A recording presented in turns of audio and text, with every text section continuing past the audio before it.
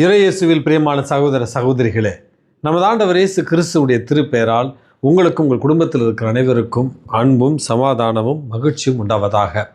அன்புமிக்கவர்களே, August மாதம் 28ஆம் தேதி தாயாம் திரு அவை புனித அகுஸ்தினாருடைய நினைவு நாளைத்தான் கொண்டாடுகிறது. ஹிப்போ நகரத்தினுடைய புனித அகுஸ்தினார் என்று கூட இவரை நம்ம அழைக்கலாம். கத்தோலிக்க திரு அவையில் 4வது நூற்றாண்டில் வாழ்ந்த மாபெரும் புனிதர். திருச்சபையினுடைய தந்தையர்களுள் மிக முக்கியமானவராகவும் திருச்சபையினுடைய மறை வல்லுநர்களில் மிக முக்கியமான ஒருவராகவும் அதே நேரத்தில் தலைசிறந்த மெய்யியல் அறிஞராகவும் இறையியல் அறிஞராகவும் கத்தோலிக்க திரு அவையில் வாழ்ந்தவர் தான் இந்த புனித அகுஸ்தினார். அன்புமிக்கவர்களே, இவருடைய தாயினுடைய விழாவைத்தான் நினைவைத்தான் நேற்று நம்ம கொண்டாடினோம். புனித மோனிகா அம்மா இவர் பிறந்தது கத்தோலிக்க திரு அவையினுடைய நம்முடைய வரலாற்றில் 3வது 4வது நூற்றாண்டில் இவர் பிறக்கிறார். இவருடைய தாய் பெயர் புனித மோனிகா, இவருடைய தந்தையினுடைய பெயர் பட்ரீஷியஸ் என்று அழைக்கப்படுகிறவர். அன்புமிக்கவர்களே, மிக இளைய வயதிலிருந்தே வாழ்க்கையில் உண்மையான மகிழ்ச்சி அடைய வேண்டும் என்கிற ஒரு தேடலின் காரணமாக அறிவு தேடலில் ஈடுபடுகிறார். அதற்கு பிறகு உலக இன்பங்களில் அந்த உண்மையான மகிழ்ச்சியை தேட முயற்சி செய்கிறார்.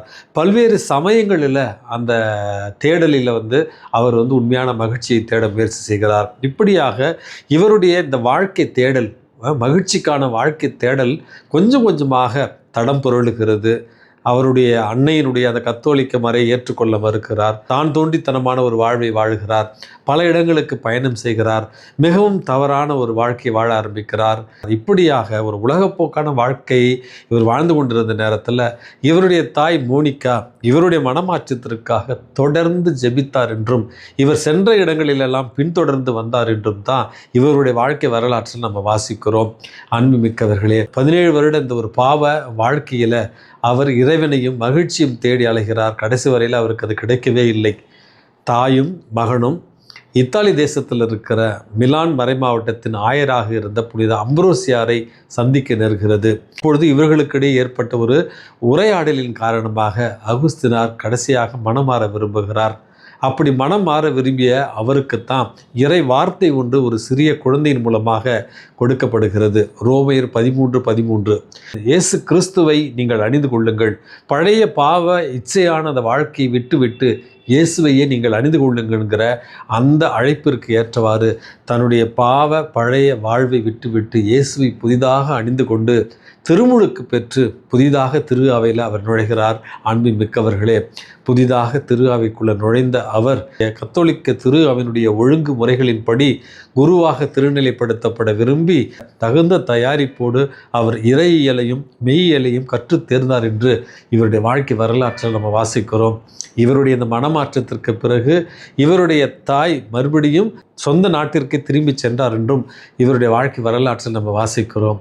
அன்புமிக்கவர்களே, புனித அகுஸ்தினார் இன்றைய தாய் திரு அவையினுடைய இறையியலாளர்களில் தலை சிறந்தவராகவும் மெய்யியலாளர்களில் தலை சிறந்தவராகவும் இன்றைக்கு கத்தோலிக்க திரு அவையில் இருக்கிற அந்த ஒரிஜினல் சின் என்று சொல்லப்படுகிற முதல் பாவத்தை பற்றின அல்லது ஜென்ம பாவத்தினை பற்றின ஒரு புரிதலை கத்தோலிக்க திரு அவைக்கு கொடுத்த ஒரு புனிதராகவும் கத்தோலிக்க திரு அவையில் இருக்கிற த தியாலஜி ஆஃப் கிரேஸ் என்று சொல்லப்படுகிற அருளை பற்றின இறையியலை நமக்கு தெளிவுபடுத்திய ஒரு புனிதராகவும் சிட்டி ஆஃப் காட் கடவுளின் நகரம் என்கிற ஒரு புத்தகத்தின் மூலமாகவும் அதே நேரத்தில் தன்னுடைய சுயசரிதியாக அவர் எழுதிய பாவ ஏற்பு, அதாவது கன்ஃபெஷன்ஸ் ஆஃப் சென்ட் அகஸ்டின் அப்படி என்ற தன்னுடைய பாவ அறிக்கையே ஒரு புத்தகமாகவும் எழுதியிருக்கிறார்.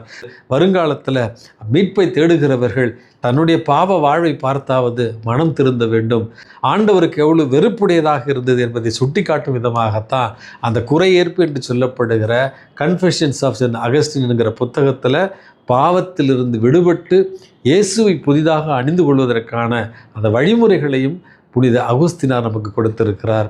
ஆகவே அன்பு உறவுகளே, இந்த புனித அகுஸ்தினாருடைய வாழ்க்கையை நம்ம பார்க்கிற நேரத்தில் அவருடைய பழைய பாவ வாழ்வு, அவருடைய புதிய அந்த மனமாற்ற வாழ்வு இவற்றையெல்லாம் நம்ம வாசிக்கிற நேரத்தில் நம்முடைய வாழ்க்கையில் கூட ஆண்டவர் நமக்கு ஒரு புதிய வார்ப்பை கொடுக்கிறார், புதிய வாய்ப்பை கொடுக்கிறார். புனித அகுஸ்தினார் சொல்லுவார் இப்படியாக, every saint had a past, every sinner has a future என்று சொல்வது போல ஒவ்வொரு புனிதனுக்கும் பழைய பாவ வாழ்க்கை உண்டு, நிச்சயமாக இருந்திருக்கும். அதே போல் எல்லா பாவிகளுக்கும் நம்பிக்கையோடு கூடிய எதிர்நோக்கோடு கூடிய ஒரு எதிர்காலம் நிச்சயமாக இருக்கிறது என்பதை தெளிவுபடுத்தும் வண்ணமாகத்தான் அவருடைய வாழ்வு நமக்கு அமைந்திருக்கிறது. அன்புமிக்கவர்களே, இன்றைக்கு நமக்கு கொடுக்கப்பட்டிருக்கிற இந்த நற்செய்தி வாசகத்தை நம்ம பார்க்கிற பொழுது 10 கன்னியர்கள் திருமணத்திற்கு அழைக்கப்பட்டிருக்கிறார்கள். 10 பேரில் 5 பேர் முன்மதி உடையவர்கள், மீதம் 5 பேர் அறிவியலிகள் என்று கொடுக்கப்பட்டிருக்கிறது. மணமகன் வருகிற நேரத்தில் விளக்குகளை ஏற்ற வேண்டும். அந்த முன்மதியுடையோர் ஏற்கனவே கொண்டு வந்த எண்ணெயை கொண்டு மணமகனை வரவேற்க தங்களுடைய விளக்குகளை தயார் செய்து கொள்கிறார்கள். ஆனால் அறிவியலிகளோ எண்ணெய் இல்லாமல் அந்த மணமகனுடைய விருந்துக்கு அழைக்கப்படாமல் புறம்பே தள்ளப்படுகிறார்கள்ங்கிற உதாரணம் என்பது நம்முடைய இந்த மனித வாழ்க்கையில் முன்மதி உடையவர்களாக இருக்கிறோமா, தயார் நிலையில் உள்ளவர்களாக இருக்கிறோமா, அல்லது இந்த அறிவியலிகளைப் போல ஆண்டவரை எதிர்கொள்வதற்கு தயார் நிலையில் இல்லாமல் இருக்கிறோமா என்பது தான் நம்முடைய ஆன்ம பரிசோதனையாக இருக்க வேண்டும். இந்த உவமையில் பார்க்கிற அந்த விளக்குகளுக்கான எண்ணெய் என்பது முன்மதி உடையவர்கள் தங்களுடைய மணமகனை வரவேற்பதற்காக முன்மதியோடு தயார் நிலையில் எண்ணெய் வைத்திருந்த ஒரு காரணத்தினால் மணமகன் வந்த நேரத்தில் விளக்குகளை ஏற்றி அவர்கள் மணமகனை வரவேற்றார்கள். இந்த மனித வாழ்க்கையில் முன்மதியோடு இருப்பவர்களாக நம்ம இருக்க வேண்டும் என்றால் எண்ணெய் என்கிற நம்முடைய ஆன்மீக வாழ்வைத்தான் இந்த எண்ணெய்க்கு ஒப்பிடலாம்.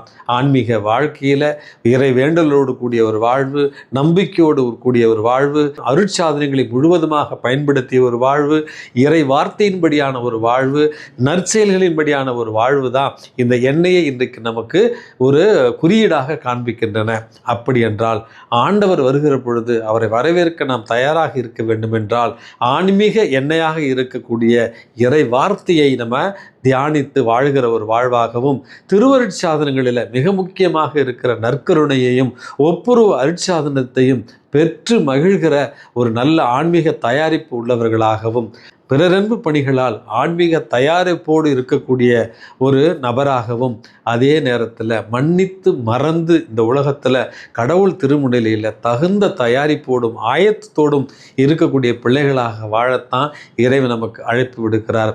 பழைய ஒரு பாவ வாழ்வில் வாழ்ந்த புனித அகுஸ்தினார் என்றைக்கு ஆண்டவரை கண்டு கொண்டாரோ அன்றைக்கு அவர் உதிர்த்த வார்த்தைகள், இறைவா, எங்களுடைய இதயங்கள் உமக்காக படைக்கப்பட்டவை, உம்மிலன்றி வேறு எவற்றிலும் அவைகள் நிறைவு கொள்ளா. இந்த வார்த்தைகள் தான் நம்முடைய வார்த்தைகளாக இருக்க வேண்டும். இந்த உலக இன்பங்கள் நமக்கு நிம்மதியை தராது, ஆண்டவர் மட்டுமே நமக்கு நிம்மதியை தரக்கூடியவர். இந்த இதயங்கள் அவருக்காக படைக்கப்பட்டவை. ஆகவே தகுந்த ஆன்மீக தயாரிப்போடு இறைவனை எதிர்கொள்ள இறைவன் உங்களுக்கும் எனக்கும் அருள் வழங்குவாராக. எல்லாம் வல்ல இறைவன், தந்தை, மகன், தூய ஆவி உங்களையும் உங்கள் குடும்பத்தில் இருக்கிற அனைவரையும் நிறைவாக ஆசீர்வதித்து பாதுகாத்து வழி நடத்துவாராக. ஆமேன்.